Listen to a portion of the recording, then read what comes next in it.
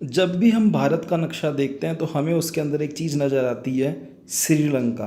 भारत के साथ साथ हमेशा श्रीलंका का जो मैप है वो भी इंडिया के मैप के साथ साथ दिखाया जाता है। तो क्वेश्चन ये उठता है कि इंडिया के मैप में श्रीलंका को क्यों दिखाया जाता है? क्या श्रीलंका पे इंडिया का राइट है या श्रीलंका के अंदर श्रीलंका है वो इंडिया के अंदर आता है? ऐसा कुछ नहीं है, लेकिन इसको दिखाने के पीछे कारण क्यों है, क्या कारण है, हम इसको जानते हैं। इसको जानने से पहले हमें जानना होगा एक समुंदर का नियम, जो कि इंटरनेशनल लॉ है, एक अंतर्राष्ट्रीय नियम है, समुद्र का नियम, लॉ ऑफ ओशियन।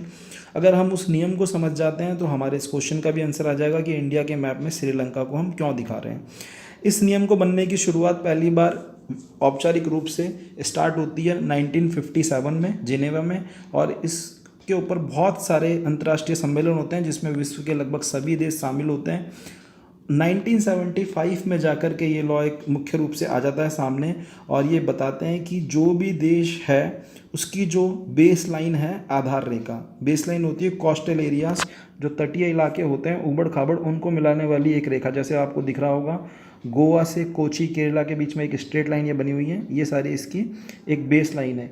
यहाँ से लेकर के समुंदर की तरफ 200 नॉटिकल माइल, 200 नॉटिकल माइल, एक नॉटिकल माइल होता है 1.824 किलोमीटर, तो लगभग 200 नॉटिकल माइल चेंज करने पर बनते हैं 370 किलोमीटर।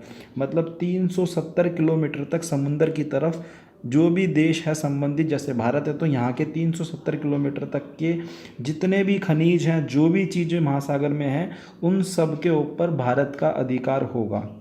लेकिन विवाद खड़ा हो जाता है जब हम इधर से दक्षिण की तरफ से आते हैं, तो ये श्रीलंका 370 किलोमीटर के एरिया के अंदर ही इंडिया में आ जाता है।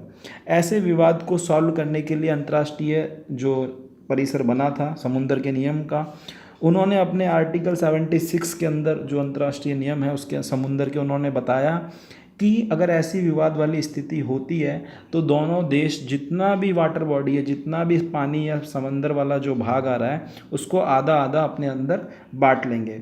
तो इसी वजह से जब भारत अपने अधिकार क्षेत्र को दिखाने की कोशिश करता है तो वो 370 किलोमीटर 200 नॉटिकल माइल के हिसाब से जब अपने अधिकार क्षेत्र को दिखाता है, इसी वजह से भारत के नक्शे में श्रीलंका को दिखाया जाता है।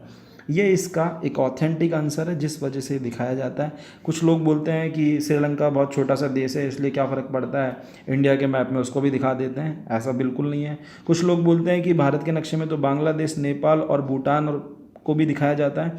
बांग्लादेश और नेपाल की सिचुएशन अलग है, क्योंकि बांग्लादेश तो बिल्कुल भारत के नक्शे में ही फंसा हुआ है, उसको अलग से कैसे दिखा सकते हैं, अलग से बना नहीं सकते ना, वो अलग हो ही नहीं सकता, उस नक्शे में फंस गया है। नेपाल की भी यही सिचुएशन है, क्योंकि जब हम इधर हिमाचल प्रदेश और जम्मू कश्मीर की तरफ जाते हैं तो नेपाल भी हमारे मैप में आ जाता है, इधर सिक्किम वाले एरिया में उसको दिखाना पड़ता है। लेकिन श्रीलंका के साथ ऐसी सिचुएशन नहीं थी। अगर इंडिया चाहे तो अपने मैप में उसको हटा सकता था, लेकिन इस समुंदर के नियम, इस इंटरनेशनल लॉ की वजह से इंडिया अपने मैप के अंदर श्रीलंका को शो करता है। कई बार ये क्वेश्चन कई इंटरव्यूज़ में भी पूछा जाता है ज्योग्राफी के स्टूडेंट्स से, तो ध्यान रखें। और नॉलेज के लिए भी हम सभी इस बात को ध्यान रख सकते हैं अब कि ये क्यों है। ये समुंदर के नियम, इंटरनेशनल लॉ जो हैं, इंडियन इंटरनेशनल ओशियन लॉ जो है बना हुआ है जेनेवा में, जो बने थे 1957 में स्टार्ट हुए थे और 1975 और 92 तक आते आते उसमें कई सारे संशोधन हुए, और अभी वर्तमान में ये नियम है 200 नॉटिकल माइल का, यानी 370 किलोमीटर।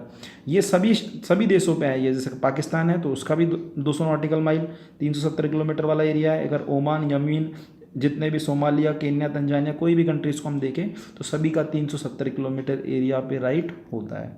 आई थिंक ये क्लियर हो गया होगा। नेक्स्ट वीडियो में किसी और जोग्राफिकल पॉइंट को उठाकर उस पर चर्चा